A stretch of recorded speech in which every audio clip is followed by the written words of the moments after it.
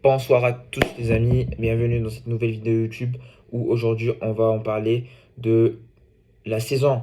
Bon, c'est pas encore fini, mais on fait un récapitulatif global et un avis jusqu'à l'instant de la saison qui est en train de se dérouler de Roberto De Zerbi avec des défaites, des victoires, parfois même des crises et parfois des temps forts.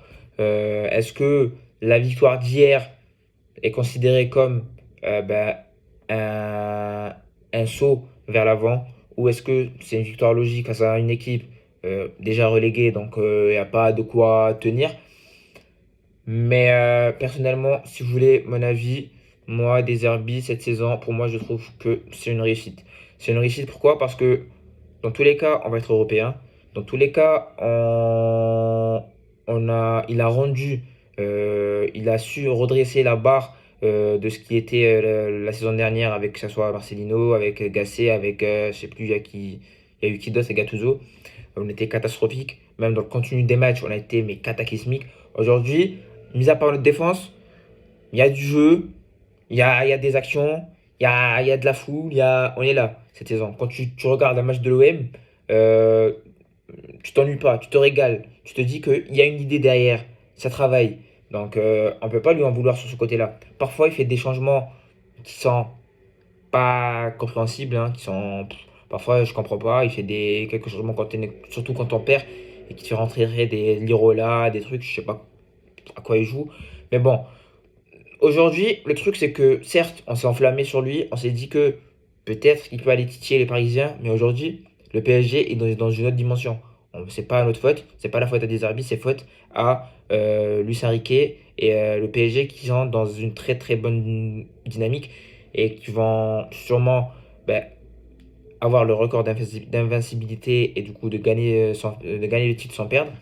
Et du coup, ils sont dans les 4 demi-finalistes des Ligues des Champions. Donc à ce moment-là, qu'est-ce que tu veux faire avec? Ils ont perdu contre aucune équipe, ils ont fait que gagner. Donc voilà. Je crois qu'il n'y a même pas eu de nul, je crois. Je sais plus. Mais sur ce côté-là, je peux lui donner, je lui donne raison. Aussi, grâce à lui, on a pu s'attirer des joueurs qu'on pensait pas possible les années d'avant. Que ce soit des Greenwood, que ce soit des Benacer, que ce soit des Guri, que ce soit un Højbjerg, Rabiot. J'aurais jamais imaginé un Rabiot qui adhère au projet, si ce n'est la venue de Deserbi qui a redistribué les cartes et qui a su ramener un réel projet. Bon, ça pourrait pas être comme prévu à la fin de la saison, mais j'ai confiance en Deserbi, je sais qu'il va gagner et du moins gérer cette situation et là et garder cette deuxième place qu'on mérite. Parfois c'est sorti en conférence de presse, il y a des gens qui... Mais les gars, en fait c'est du talk show parfois, voilà, faut répondre au taquet face aux journalistes, pas tous, mais voilà, parfois faut savoir parler, faut savoir jouer avec les mots.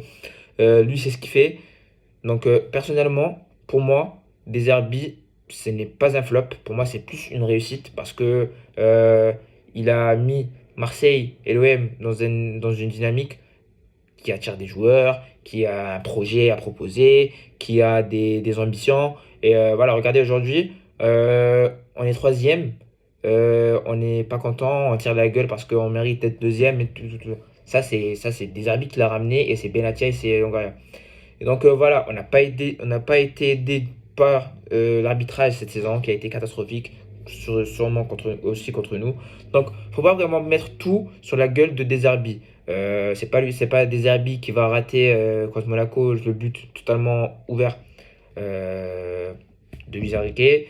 C'est pas un Deserbi qui, qui est nonchalant dans des matchs comme Greenwood, même si pour moi Greenwood aussi, on lui tombe dessus assez facilement. Faut pas oublier qu'il est troisième meilleur buteur ou deuxième meilleur buteur avec 18 buts et à 3 buts d'être le meilleur.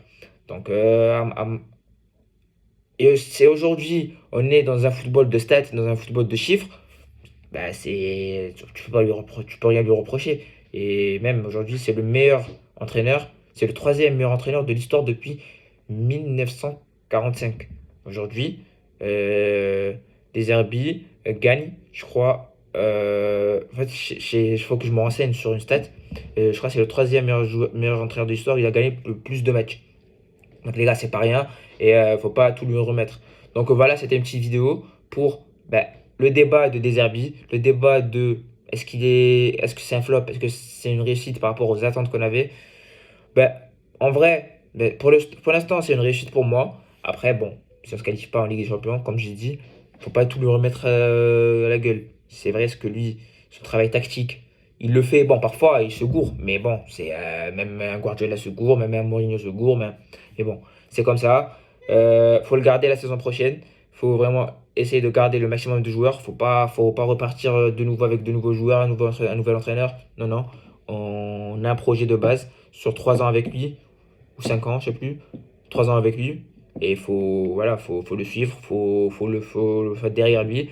Il faut le pousser le groupe afin qu'il nous donne et qu'il nous le rende de la meilleure manière possible. Voilà, merci beaucoup. Allez l'OM, n'hésitez pas à vous abonner, à commenter, à donner votre avis. Est-ce que pour vous c'est un flop ou c'est une réussite? Ou est-ce que pour vous, son départ l'année prochaine, est-ce que ça serait un drame absolu? Ou est-ce que ça serait du coup une bénédiction pour nous? Voilà, merci beaucoup les gars, et allez l'OM.